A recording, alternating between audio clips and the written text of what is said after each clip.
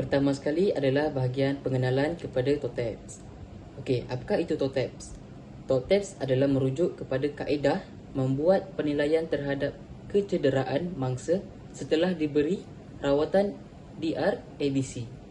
Secara umumnya, TOTEPS ni kita buat untuk menilai tahap kecederaan atlet ataupun seseorang sebelum membenarkan mereka kembali semula bersukan.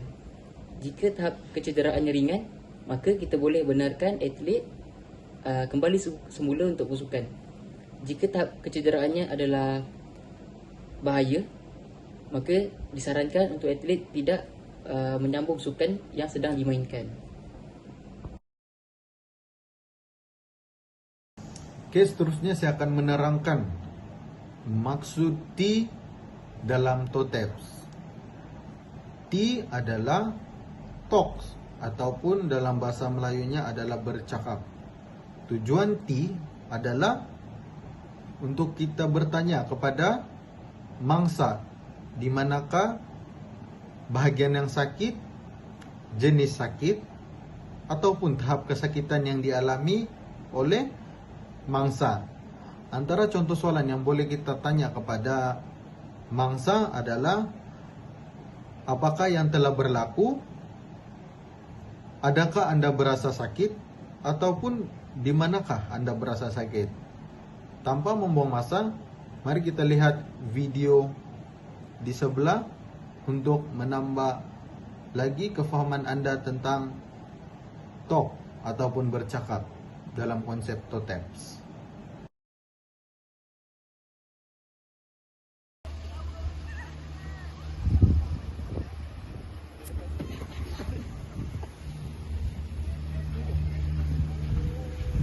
Anda rasa sakit ke? Anda sakit kat bahagian mana? Anda rasa sakit macam mana? Kamu boleh gerakkan kaki kamu? Seterusnya adalah O. O adalah observe ataupun dalam bahasa Melayunya adalah melihat keadaan. Dalam observe, pertama sekali kita akan perhatikan sekiranya ada bengkak atau kemerahan ataupun perbezaan saiz dengan anggota lain di setiap bahagian tubuh badan si mangsa. Yang kedua adalah periksa pernafasan dan perubahan denyut nadi sama ada normal ataupun tidak. Periksa juga bahagian mulut dan hidung. Jika terdapat sesuatu yang menyekat udara semasa pernafasan. Yang ketiga adalah sekiranya berlaku pendarahan, kita haruslah perhatikan jenis pendarahan itu. Pada masa yang sama, kita juga akan perhatikan wajah mangsa, sama ada dia sedang menahan sakit, kelihatan pucat atau terkejut. Yang akhir sekali adalah kita memerhati untuk mengesan tanda-tanda kecederaan di setiap bahagian tubuh si mangsa.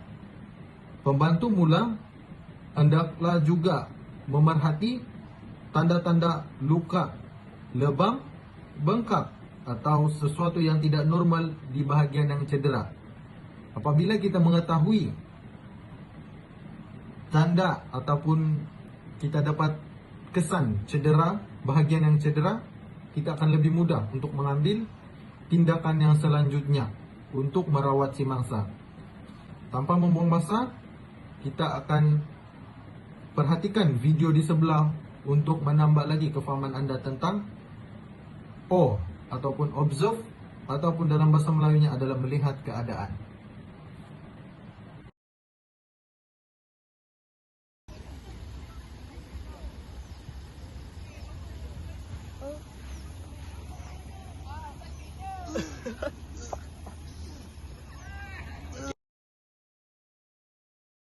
Yang seterusnya adalah sentuhan, iaitu touch. Melalui sentuhan, dapat merasakan keadaan badan anggota badan yang tercedera tersebut mengalami kemerah-merahan, bengkak atau sebagainya. Sentuh bahagian badan mangsa yang cedera dengan berhati-hati supaya kecederaan tersebut tidak berlaku lebih parah. Seterusnya adalah tujuan utama kita untuk menyentuh bahagian anggota badan yang tercedera adalah untuk mentafsir darjah kecederaan tersebut. terakhir sekali, kita hendaklah meminimumkan pergerakan pada anggota badan yang tercedera menjadi lebih parah atau lebih buruk.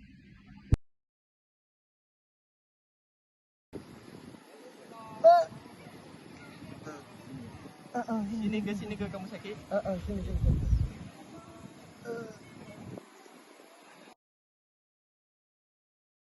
Yang seterusnya adalah A, iaitu aktif. Aktif bermaksud kita hendaklah berkomunikasi dengan mangsa dengan cara yang lebih baik dan mengelakkan mangsa memikirkan terhadap kecederaan yang dialaminya. Sekiranya keadaan kecederaan tersebut tidaklah serius, kita hendaklah meminta mangsa untuk menggerakkan anggota badan yang tercedera untuk mengesan tahap kecederaan yang dialaminya. Seterusnya, perhatikan wajah si mangsa dan memberikan rawatan yang sebaiknya pada peringkat awal untuk mengelakkan keadaan lebih parah. Yang terakhir sekali, kita hendaklah melakukan pergerakan itu sehingga julat di mana kesakitan atau kecederaan yang dialaminya mengalami kecederaan yang kronik atau lebih parah.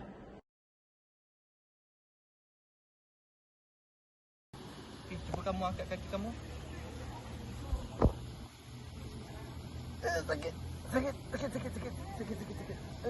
Tak boleh. Seterusnya adalah P, iaitu pasif. Pasif merujuk kepada membantu pesakit menggerakkan bahagian yang cedera jika pesakit tidak mampu melakukannya sendiri.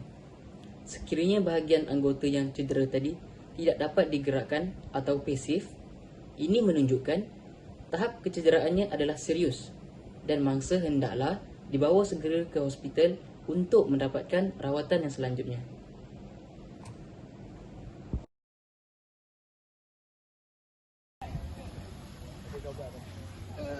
Aduh. Sakit.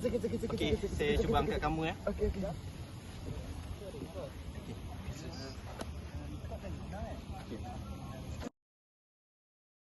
Dan akhir sekali ialah S, yang merujuk kepada skill ataupun kemahiran. Dalam skill ini, lakukan pelbagai pergerakan asas pada bahagian badan yang mengalami kecederaan.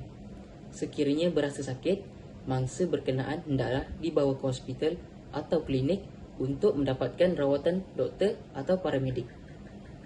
Tetapi, jika mangsa tidak menunjukkan tanda berasa sakit, mangsa berkenaan boleh meneruskan aktiviti yang dilakukan sebelum kecederaan berlaku.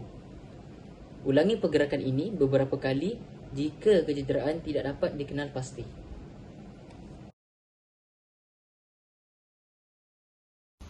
Okey, cuba gerakkan kaki kamu, luruskan, naik atas sikit.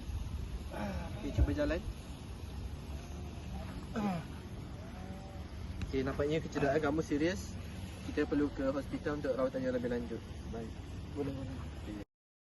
Baiklah, setelah video penerangan dan video demonstrasi berkaitan dengan TOTEPS ditunjukkan, sekarang kita beralih kepada bahagian uji kefahaman anda. Baiklah, terdapat 6 soalan yang perlu para pelajar siapkan. Soalan yang pertama, apakah yang dimaksudkan dengan TOTEPS? Soalan kedua, apakah langkah pertama yang perlu dilakukan apabila melihat mangsa mengalami kecederaan? Yang ketiga, apakah langkah yang seterusnya setelah anda mendapat tahu bahagian yang mengalami kecederaan? Yang keempat, sekiranya mangsa mengalami kecederaan dalaman, apakah tindakan yang sepatutnya anda lakukan? Yang kelima, bagaimana cara untuk mengenal pasti bahagian kecederaan mangsa? Yang keenam, bagaimana prosedur skill iaitu kemahiran diaplikasikan semasa menyelamatkan mangsa? Para pelajar diminta untuk menyiapkan ke-6 soalan dalam buku nota latihan dan menghantar kepada guru. Sekian sahaja video tentang penerangan TOTEPS dan video demonstrasi TOTEPS. Diharapkan para pelajar menyiapkan soalan uji kefahaman anda dan diharapkan video ini memberi manfaat kepada para pelajar pada masa akan datang.